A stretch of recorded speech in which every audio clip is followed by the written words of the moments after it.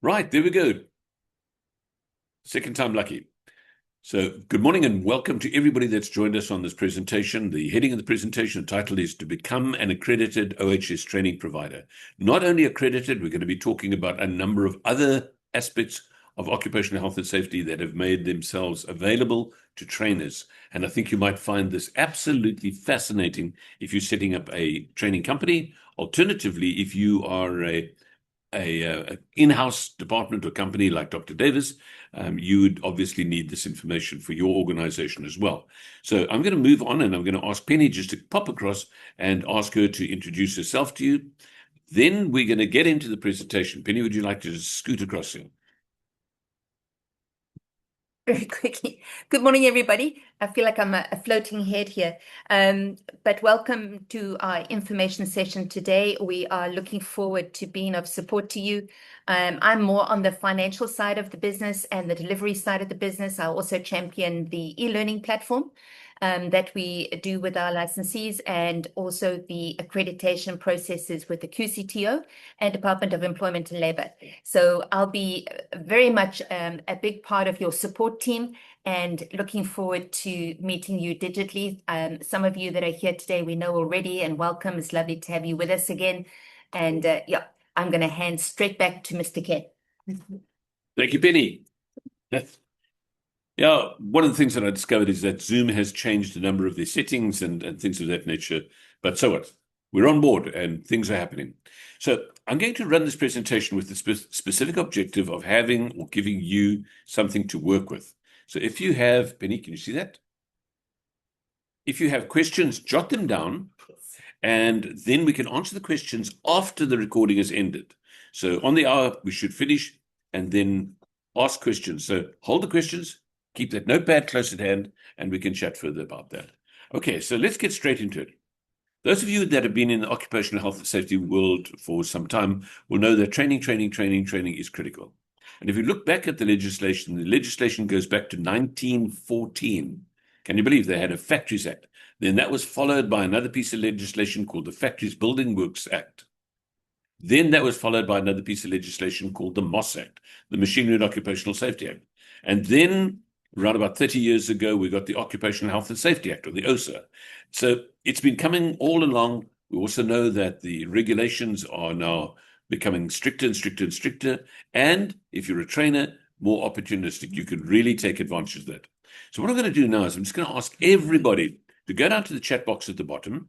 And if you don't mind, just give us your name and number at the bottom. Well, obviously, you would have registered, but I'm going to find that very useful because I'd like to send you more information. Today, we do not have our marketing manager with us. She's busy with something else. And I'd like to be able to send you relevant information. More importantly, if you've got my number on your phone, you'll be able to WhatsApp me directly. So it's chat box, and then, of course, number that you can WhatsApp me. And we've got a ton of stuff that's happening in the background. Okay, so having said that, now it's important to know I'm not a lawyer. This is an educational system or an educational presentation. I have a quasi-legal background, and I've been involved in prosecutorial processes over the years. And I think it's important to know that if you do need legal advice, we'll be able to provide the names of a couple of attorneys that you can speak to. But when we get into it, you'll see what I'm talking about. Okay, one of the reasons I want you to give me your number, or you take my number, is, and you can just use your phone to take a photograph if you just want to do it quickly, is I'd like to make sure that you've got this document called the prospectus, because pretty much everything that I say in the presentation is going to be covered in the prospectus. You may have got it when you registered, and obviously that would be great, but it's also been updated since then. We have a team, both in South Africa as well as around Africa, and the team include Penny's support team, a development team, IT people, our accountant, and that team are, well, they're literally on standby to assist you even when you need assistance, and we'll put you in touch with them. We're members of SIOSH, and we're corporate members, APID, and we're also members of the Institute of Safety Management, or in the UK. And that is a very, very valuable organization to belong to. With that in mind, you'll see that there's a whole group of people on the right-hand side there, sitting in classrooms or standing outside conference centers. These are some of our almost 300 licensees that we have in Africa. And some are active, some aren't active anymore, some are paid up, but it makes a very, very interesting and beneficial network that we'll talk about later on. Now, down to facts.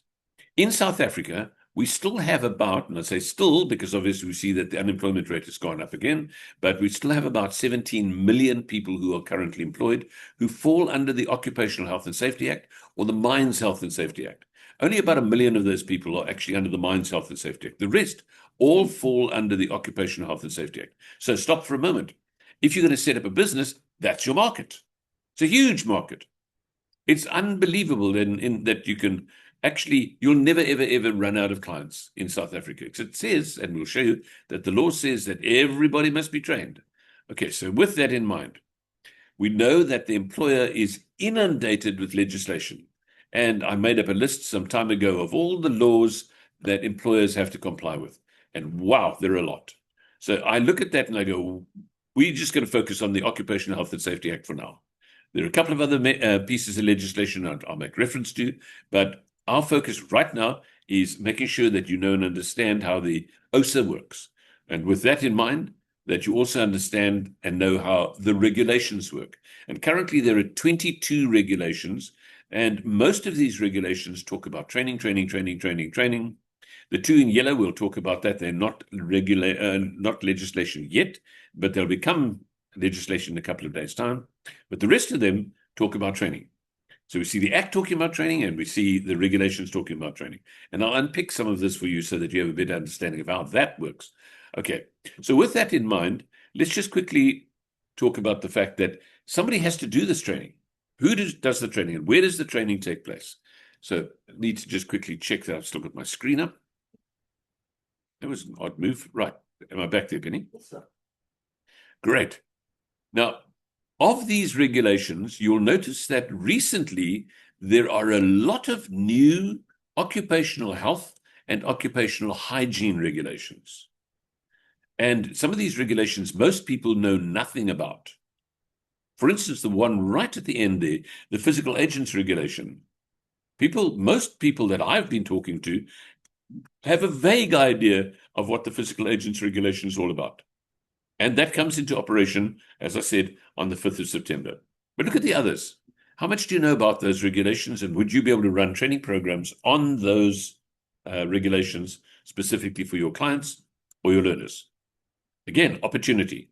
And I'm talking opportunity because really, we as individuals can make a major difference by operating in the marketplace and bringing occupational health and safety education to employees. So let's have a look at who must do this presentation. Had a lovely discussion with the lady this morning, and the question went around, am I allowed to do training? And the answer is yes, absolutely you're allowed to do training. And if you want to, I can send you this article, am I allowed to do OHS training, to that WhatsApp number that you're going to send me. And that article will provide you with a little bit of an insight into who may or may not do training. I just want to quickly mention that in the article, it states clearly that it is your constitutional right to do training. But that's in the article. Have a look at the article, and you can take it to your attorney and just ask him or her to take a look at that. Now, this is Section 8. Who must do the training? Who must present it? Who must conduct it? The employer. You go, but hang on, the employer doesn't have the time, effort, energy, money, or even background to do some of this health and safety training. Correct. So what the employer may do is the employer may appoint somebody either as an employee or alternatively as a contractor. And as you know, in the legislation, we talk not of contractors as much as mandatories. So it says the employer shall, in terms of Section 8, firstly, establish the hazards. Secondly, establish the precautionary measures. And thirdly, provide information, instructions, and training. So just those first 3 points there, to me, my understanding is that this is where the legislators establish the foundation for training. If you know what the hazards are, then you can write the precautionary measures or safe work procedures, and then you build that into your information, instructions, and training. Without which, without knowing step one and without knowing what the hazards are, it really means that the training is ineffective and might even be in non-compliance. And I'm saying that because I used to have a training company. I've been in the health and safety training world for over 35 years. It's my age, over 35 years. and I know and understand what goes on there. I used to go from place to place to place and run exactly the same course for different clients without stopping and asking, what are your hazards? Can I see and include your precautionary measures into the training? And how would you like me to do this? Would you like me to do an information session? Would you like me to do an instruction session? Would you like me to do a training session? And it's interesting when you look at those three words, they're three different words, but they're all sort of tied together. The word in the middle there, instructions, look, it's plural. That's interesting. And that's like the rule book, provide information, instructions, and training. And then, of course, we have different definitions of what training might be. Now, this is part of what we do, is we break it down, make it easy, make it understandable. And there's a term that we come across regularly called defensible. Defensible being able to not only stand in the court of law, but also to stand next to the bride. If somebody says to you, it says this, you can say, no, it doesn't say that. Because then you know the law. There's a statement that says ignorance of the law is no excuse. I'd hate to call anybody ignorant, but it is true to say that most people do not know this and the other elements that I'm going to be talking about. Then we move down to section 13. It says cause, this is the employer shall, cause every employee to be made conversant. That's interesting. Interesting word, conversant. It means you can converse. So the employee attends an information session, walks out of the information session. If one of his colleagues says to him, so what was that all about? He can say it was an information session on ergonomics, as an example. They have been informed. Does that make sense to you? Now, conversant is this. I can actually take this information into the workplace and do a mini talk based on the talk that I've just attended, or the instructions, or the training. And I speak a little bit of Afrikaans. My Afrikaans is nie te sleg nie. Ndifunda isiXhosa. I speak a teeny bit of isiXhosa. Penny's trying to teach me to speak French. I don't even know how to say it properly. Now, you now understand what this word conversant means, or a better understanding. And then it says, what must I be conversant with? The hazards, point 1. Precautions, point 2. That's what I must be conversant with. So, this word conversant sets the standard. First and foremost, these two sections sets the foundation for training, and then section 13 sets the standard. Now, if we're going to go into the marketplace or the workplace, we need to do, according to that, section 8.1, where it says identify all the hazards. Now, these are just some of the hazards that you may identify, or the employer may identify. And they should be able to provide you with the risk profile, whether digital or in a hard copy, saying these are the hazards, this is where they're found, these are the precautionary measures that must be taken. And then that you take that information and you transfer that information with your knowledge and background and specialization into usable information that the employee can use. Okay, having a look at that. That's quite a lot, isn't it? In fact, I've got a list of over 160 topics of health and safety elements that need to be trained to the 17 million people if they are exposed to those specific risks. Then, what if we don't? Now, we know it's criminal legislation, and we then see that section 38 says any person who is guilty of an offense. So you and I could, in certain circumstances, be any person who's guilty of an offense and convicted in terms of this act. The fine is 50,000 Rand per offense. And then, possibly, when we see the amendment will come into operation, it's going to go up to, they're challenging us with this, 5 million Rand per offense. You go, Ken, what do you mean by per offense? Well, do you remember there was this incident that took place in Georgia a little while ago, and about 24 people were killed? So that would, each death would be an offense. So you can then calculate it like this. It's a horrible incident. I don't like using these examples, but let's say there were 24 deaths, prosecutions, convictions, and then the employer or any person could be fined up to 50,000 per offense. 12 times or 24 times 50,000. That's thought-provoking. Now, I say, what about you? Well, it's so important that you note section 37, my apologies. Acts and omissions by employees or mandatories. Please go and read that. That's a critical section in the law that you need to know and understand. That goes hand in hand with the Consumer Protection Act. Why am I telling you these things? Because we work through all of this, we make it clear, help you understand it, understand what the offenses and penalties are, and so forth. So what did we do? Well, we then, as a result of the fact that we ran this health and safety training company for many years, we decided to take our training material and to bundle it. And we created a franchise-like organization. And this franchise-like organization is a step-by-step process that you could follow. You could enter at any level, doesn't matter where, and you can then get up and running as quickly as possible. These are the licenses that we have.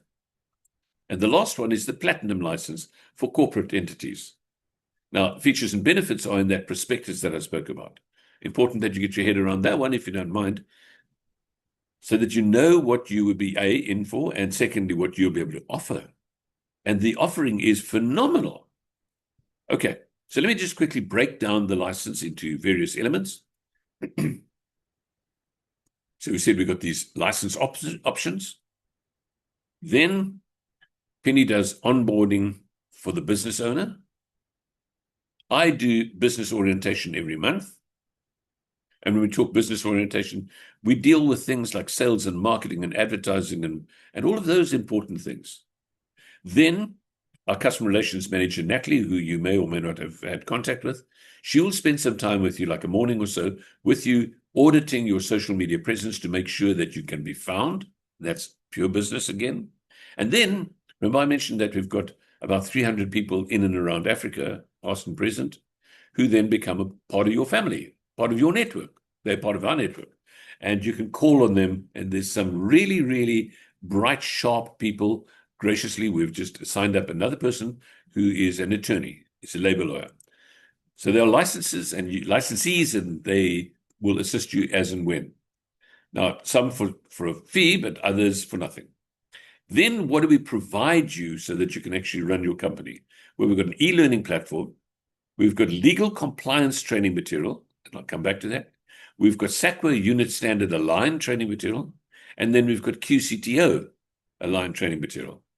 Together with that, we have an accreditation workshop and a pack called the Accredited, and also the QCTO hand-holding process that Penny offers to some people. And finally, to support you and your team, we have webinars and product updates. We run sessions on ISO. You don't, as a licensee, you don't pay extra for these. We have an excellent AI workshop for health and safety practitioners.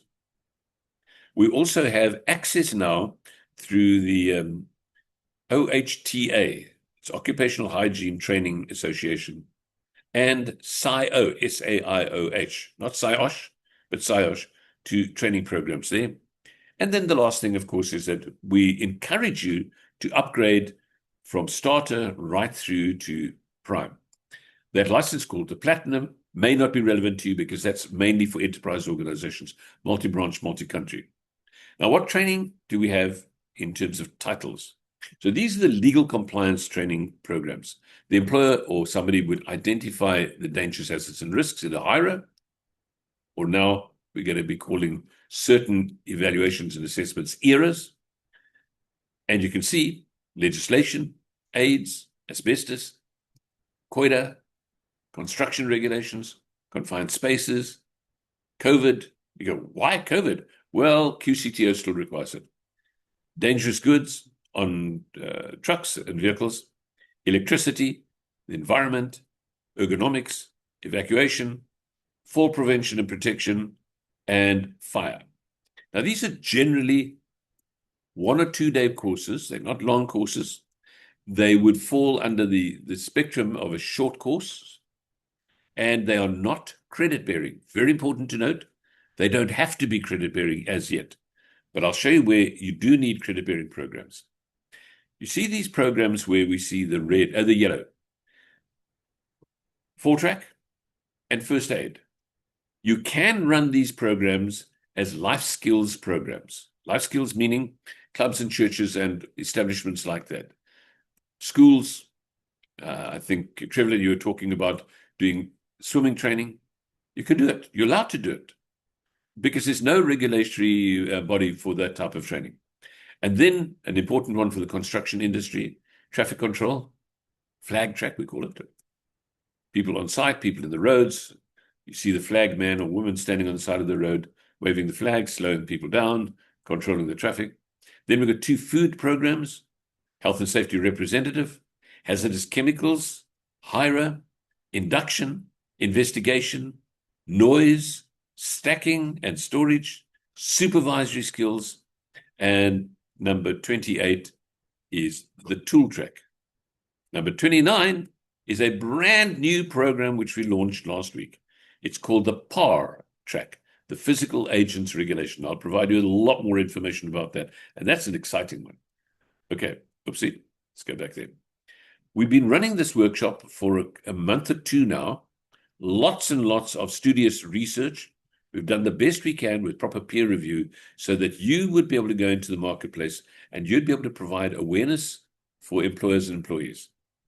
If you want more information on that, just drop me a line. There's that number again, 082-499-6911, and I'll send you the information on this so that you know and understand where this fits into this entire spectrum. We also have a couple of videos that have been uploaded to YouTube, and you can watch this video that we did with SIOSH, the South African Institute of Occupational Safety and Health, just a little while ago. It's about an hour, 20-minute. I call it unpacking or scratching the surface. That's the one, scratching the surface. Okay, then we've got an e-learning program and offering as well, and that's very, very exciting. If you look there, you'll see that there are 18 programs with the 19th one about to come on board. And those programs will then assist you both to build your business as well as to orientate you if you don't know anything about the topic. And I think that that's going to be very, very useful. Let me go back to and mention ergonomics. Ergonomics is something that a lot of people know a little bit about, but not much about it. And yet it's a very serious regulation. That regulation came out in 2019. And ironically, the Department of Employment and Labor brought out the regulation, and the Department of Higher Education and SACWA never wrote any unit standards for that. There was a unit standard for ergonomic risk assessor, but that's expired. So it's a little bit of a challenge between SACWA, CETA, NQF, QCTO, and Department of Employment and Labor, just in terms of their coordination. But let's talk about that. One of the areas that you're going to experience specifically with this new regulation is the revised understanding of competency. It's really come to the fore more recently with the ergonomics regulation. It'll come to the fore with noise, the noise exposure regulation, and now the physical agents regulation. So you're going to be running training programs. You need to run them at a higher standard. But look at this. This is the Department of Employment and Labor definition of competency. It says the person must have knowledge, training, and experience.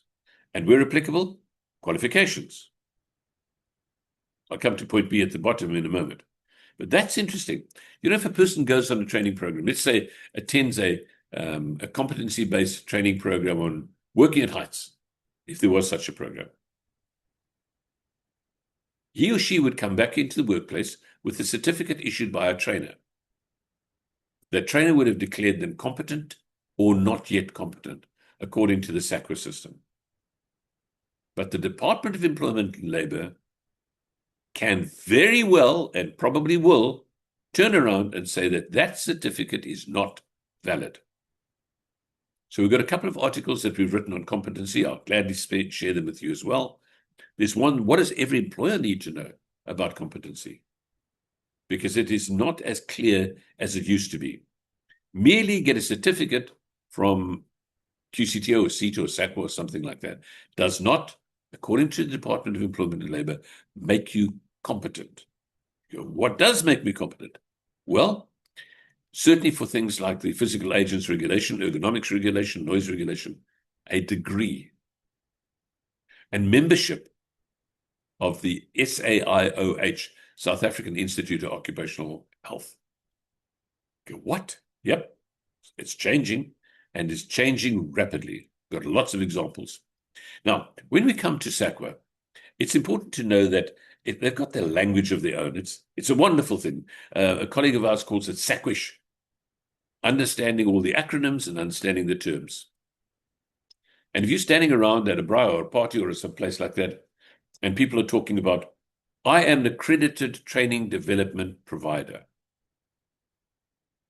I write training material, therefore I'm accredited. I want to buy accredited training material. You've got to get the terminology right to understand it, because again, this is legislative.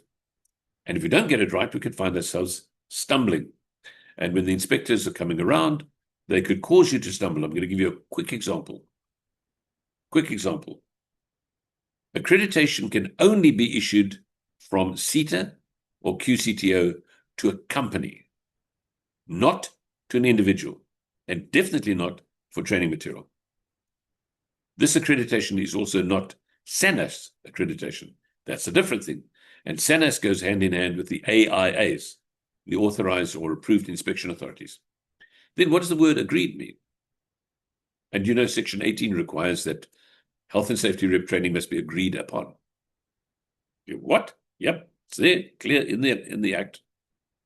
And then aligned, what does that mean? Important to know. And we'll deal with all of these terms and concepts with you as a licensee. Then from there, aligned means that we are lining it up with a curriculum or a code or a unit standard. Then approved, what does that mean? And where must it be approved? And there are a number of places. And one of the things that approval is required is an authorized inspection authority or an approved inspection authority. But here's a crazy thing. AIAs have been taken out of the physical agents regulation. Isn't that strange? They were previously in some of the regulations, but now they've taken them out. And Department of Employment and Labor are expecting competency instead of an AIA. Then certified and competent, as we're speaking, and compliant and registered and verified, and then finally licensed. That's what we do. We have a licensing system, and that's in terms of the Consumer Protection Act. So if I was to go back there and give you points, of the 10 points there, would you know what the definition is of each of those? Now, why do I deal with this? Because you're going to be a professional trainer, or maybe even a consultant or an advisor in the marketplace. All right, so let's move on. When it comes to the SAQA training material, we know that they've been developing, SAQA, that is, the Qualification Authority, have been developing unit standards for the past 15 years or so. And we currently have about 40 of these unit standards. A little bit of a peculiar situation is that the Department of Employment and Labor cancelled them all of them, all 11,000, which obviously created a bit of a stir in the marketplace. Then, graciously, they brought some of them back. And now, more recently, the Minister of Higher Education, Buti Malamela, he has brought all of them back, or something like that. And we're still trying to get clarity on these things. But don't worry.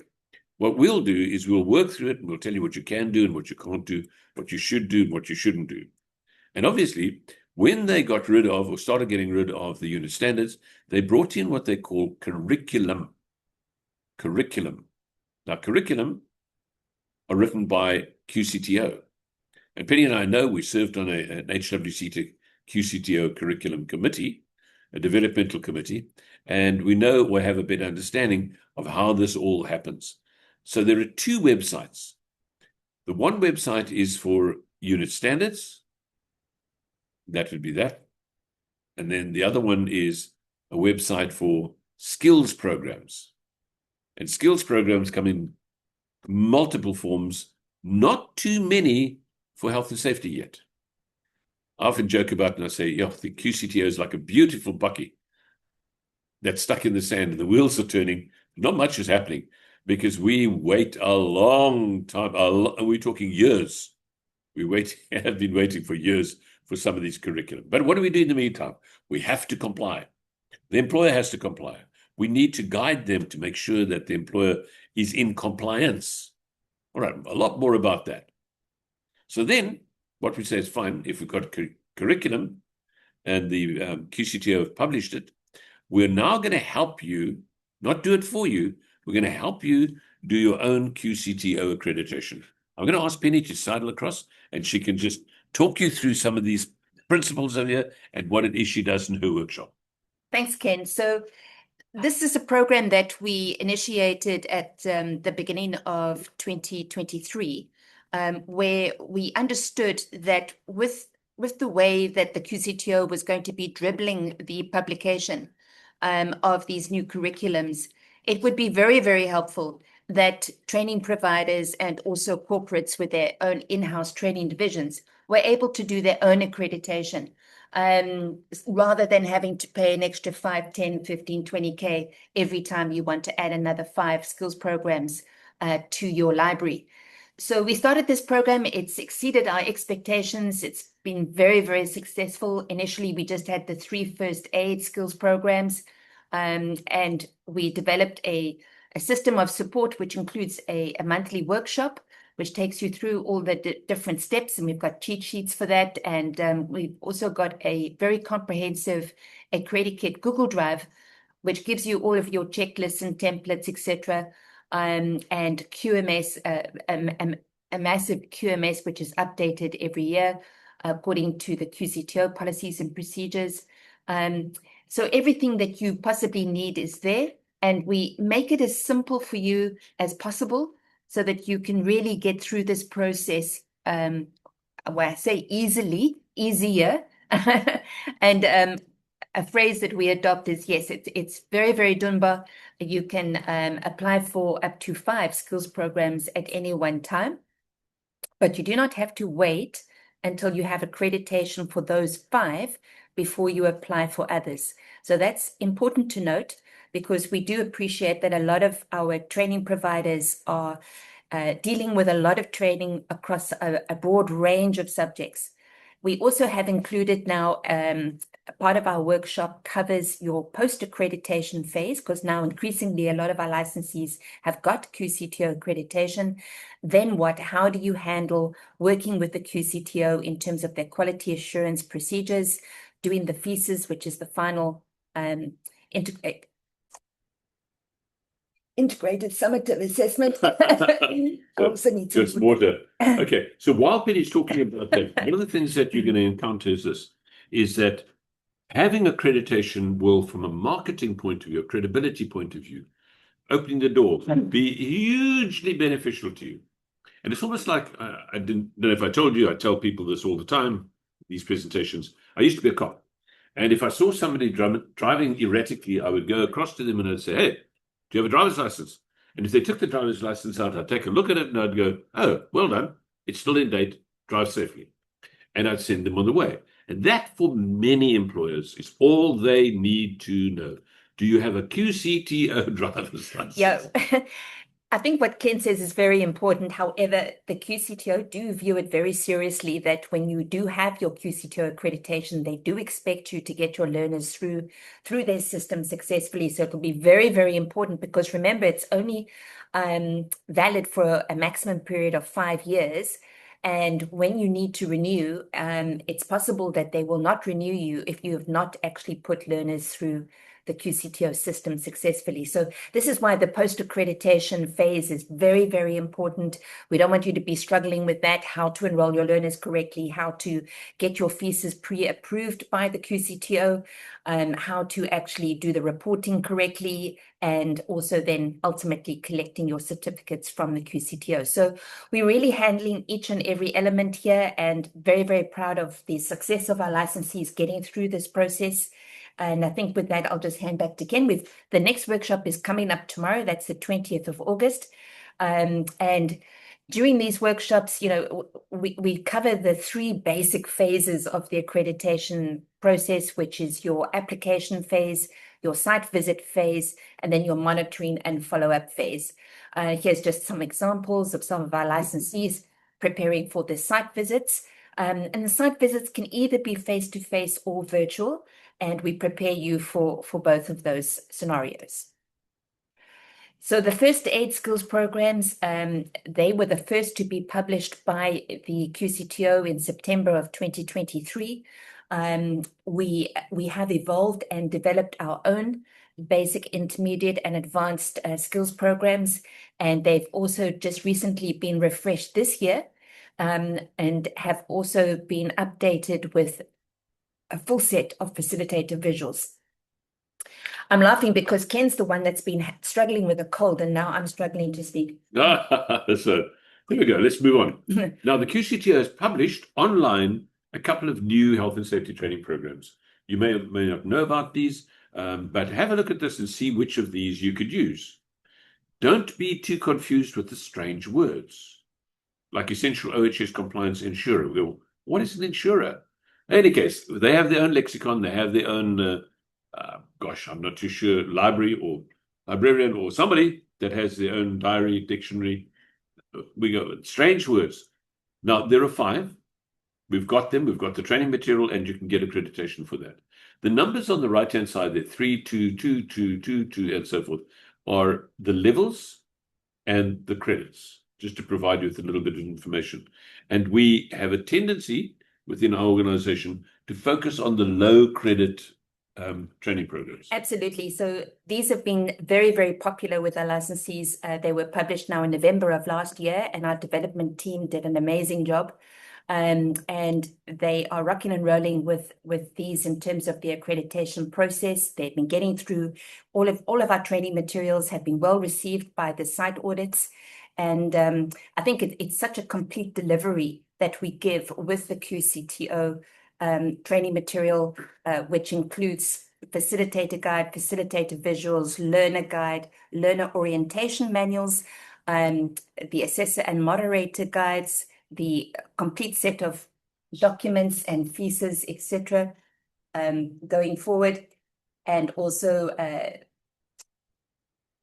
Ian's just putting that back up. And also, we do give you summary documents, etc. Anyway, so it's a very, very complete delivery for each and every training material. Something that I want to encourage you to do, or it's called due diligence. If you're going to go into the marketplace to buy training material, please be very, very, very careful. And I'm saying that because this is my specialty, the ability to write. It's a God-given blessing and a gift to write training material. And I look at some of the stuff that comes out of the marketplace. You look on Facebook, you see people selling this training material, and it is really substandard. In some instances, it's thievery, it's plagiarization, it is all of those nasty things where people have just helped themselves to other people's material, and or they use AI. And AI is great. We use AI a lot, but please be aware of the fact that the training material needs to be checked out in terms of content. Right, I've got somebody whose microphone is on. If you wouldn't mind just switching your mic off. Can you see them, Penny? Okay, good. So that's a word of caution.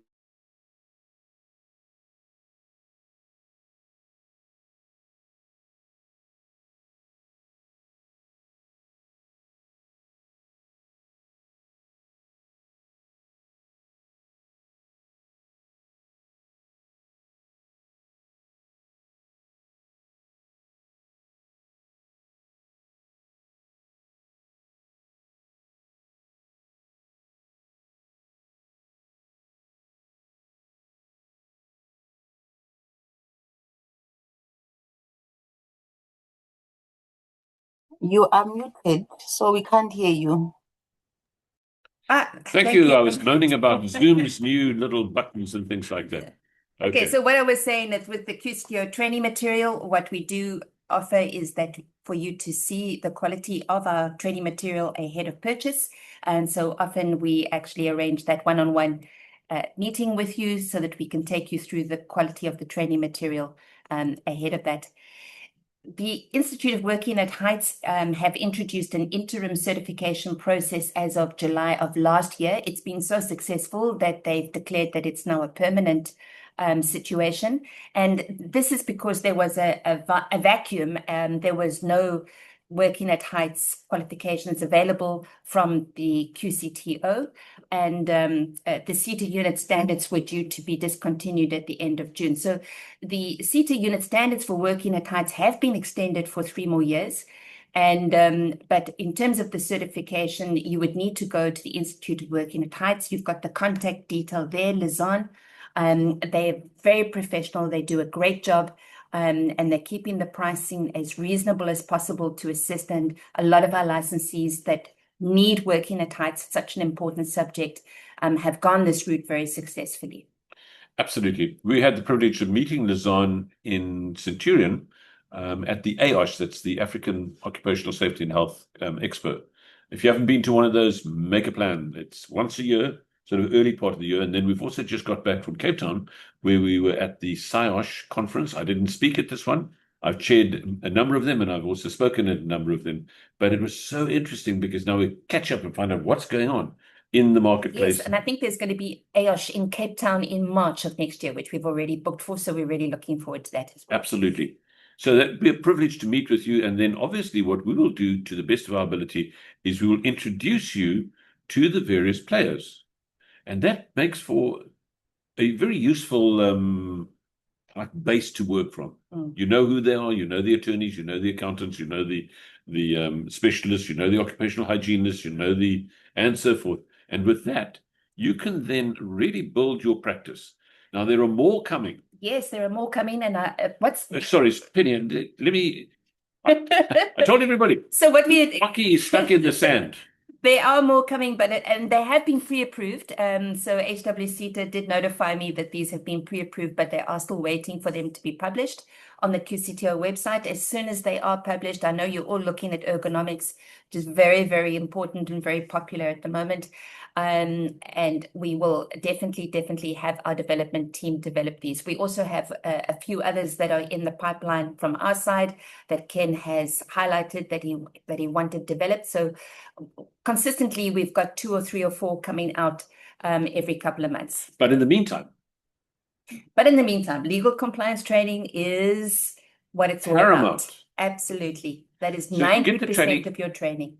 So you can get the training material from us, either on our website or through Penny or through Natalie. And it's quite affordable. We do that deliberately. Obviously, we've got a team to pay. But the idea is, for instance, if you're looking at ergonomics, we've got a program called the Ergo Track. And it was co-developed by one of South Africa's leading ergonomists, Dale Kennedy from Ergomax. And it is an excellent program. So you can do the training in the meantime. However, that that code there, ergonomic condition monitor, does not allow you to do assessments. So important. Why they didn't bring out the assessment one as well, I'm not too sure. But nevertheless, that's where we are at the moment. Okay, so moving on from there, we know that the clock is ticking. When do we see it? We don't know. The moment they pull the bucket out of the sand.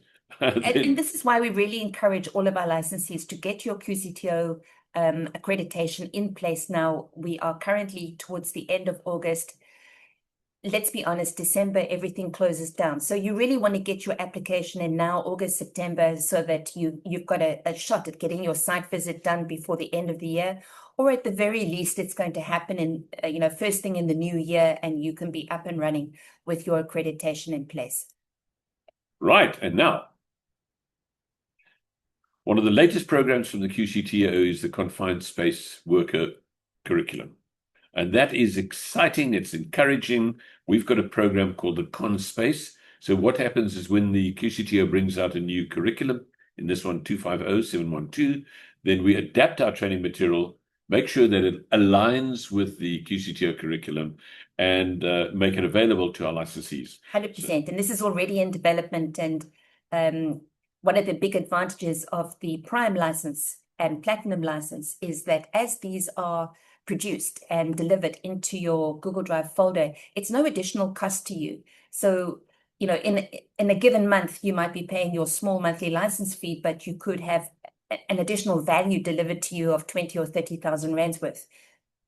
Absolutely, especially now with the PAR regulations and the ergonomics, the noise exposure regulations. These are things which take months to develop.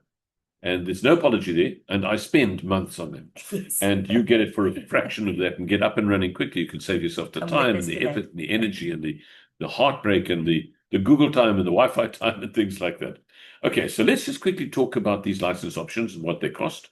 So firstly, we've got the platinum license, which is we'll call it the enterprise license. That's 149,000. I was going to say 1,500. That's not right. It's 149,500. And that would then mean you can run the program Cape Town, Durban, Joburg, PE for your different branches, not just you as a trainer running around the countryside. Then, of course, we've got the Prime license, which is our main license offering. And the Prime license is 59,500. And we have a monthly license fee. You'll see in both of them. And these monthly license fees are different to the upfront fee. So you get the upfront fee, 59,500, which is like a franchise fee. And then you pay 1,500 Rand every month for all this new material and the webinars and the various services that we provide. And that's for you and your staff members. Then Penny's got a program which is not a favorite of ours, but if you're really stuck and you really need somebody to help you get your accreditation in place, she will then allocate at an extra cost a person to you who will work through the process with you. Now, that person, the consultant or agent, cannot do and be in the accreditation process as such. If anything, they're going to be sitting in the car outside. So when the verifier comes along, they meet you, the individual. But for some companies and some individuals, they're so busy, they just need some help right now, and they don't have the time and effort. But that is an option, the Prime Plus. Then we've got a program called the Q Pack.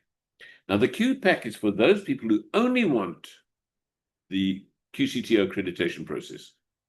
That's it. Now, that's considerably better. Or maybe previously you were a basic licensee and you just want to upgrade to QPAC. That's good. Maybe you were accredited with the CETA and you want to upgrade to QPAC. That too is fine. You'll find all this information in the prospectus. Then the basic, which is a great starting point for many, it focuses on legal compliance and not QCTO at all, not CETA, SAC, or anything like that. And then we have the starter, and the starter is the toe in the water program. And we have a lot of people that join us as starters. They want to see the quality of the material, want to see if they can make money from this. They want to see if it would suit them and their business plan and whether it's a fit. And that's considerably less, 19,500. And you'll notice that the license fee is also a lot less. But there you get 6 training programs, and those 6 training programs, you can choose which ones you want. You can start running literally the moment you've gone through orientation. And then if you decide, I don't want to be a licensee, I just want to access this training material. Yes, you may, by all means. Go onto our website, and we will gladly provide it to you through the website, the online shop, and so forth.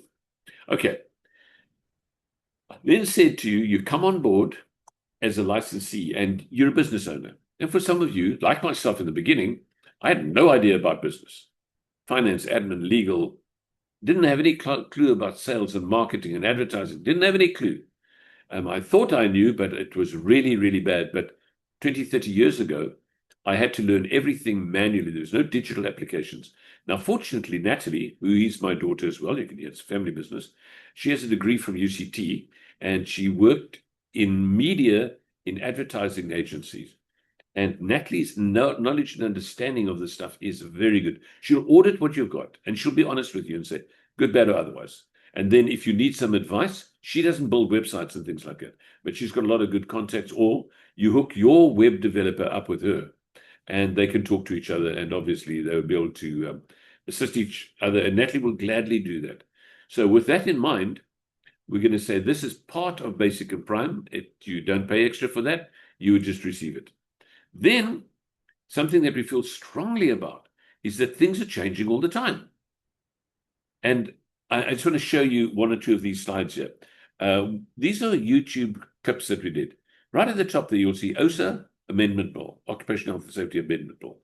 We ran a grouping or a club that we called the Coffee Club.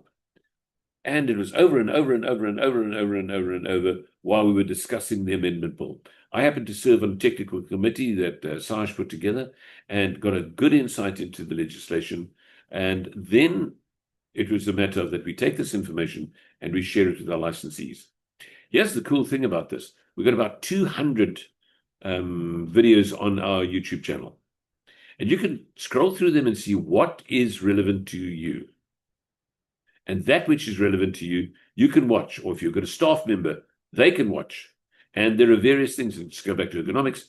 The ergonomic video, the introduction, the orientation video is online. You can actually use that as well. Let's see. Have you lost the screen there, Penny?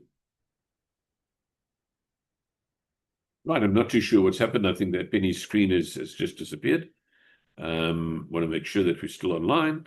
Looks like it. Okay, Penny's coming back on again. Don't we love Wi-Fi? Okay, so now, I got a phone call some time ago, and the licensee actually said to me, Ken, do you know anybody in the aviation industry? He has a client who has a game farm, and they have helicopters. And he was saying, please, can you help me find somebody who knows how to establish a hangar, a landing pad, a refueling bay, and all the other legislative stuff that goes around having your own little mini airport on a game farm. Not only did we have one, we had four. We have four people that would be able to step up and help him with it. One of whom was involved in the establishment of the airport at St. Helena. Another was an airline pilot, a retired airline pilot. And these are people that we have. We have occupational hygienists, we have attorneys, we have medical doctors, we have a lot of paramedics, and they work with each other, hand in hand with each other in a collaborative form. And we have people literally from right Saudi Arabia, right down, I joke about it, I said, from Cape Town to Cairo. So this is very, very beneficial. This is part of what we put together specifically so that you're not left alone there. And then we're going to suggest that if you have questions that you've been writing up to now, maybe you'd like to connect with us. And what we will do is we will definitely talk to you one-on-one. You can send me a WhatsApp message. I see Trevelyan sending a message. That's fine. Thank you so much. I'm about finished. And we'll sit and answer your questions. Maybe you want to get your management together. And that prospectus that I was talking about, may I suggest that you print it and then draw up a list of questions. For those of you that are really keen to look at this a little closer, we've got a document called the roadmap, which I will send to you if you send me a message to that 499-6911 number. And the roadmap will then provide you next step. Now, there might be some of you in closing that would actually like a written quote that you can take to your management or your partner and or mull over. So please, once again, just send me a message to 082-499-6911, and either Penny or Natalie will send you a quotation for whichever license would suit you or where you feel that there's a fit. So with that in mind, I'm going to stop the share, and I'm going to go back to the screen and ask Penny just to come and do a quick wrap-up. We've got about 8 minutes left, and I see Trevelyan, thank you so much. Appreciate your interest and your participation. Look forward to chatting to you, and now, over to Penny.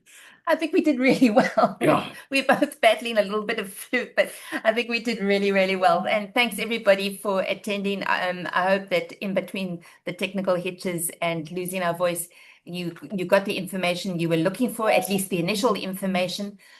Please do reach out and WhatsApp to us directly, so that we can answer your queries and then set up one-on-one so that we can better guide you further.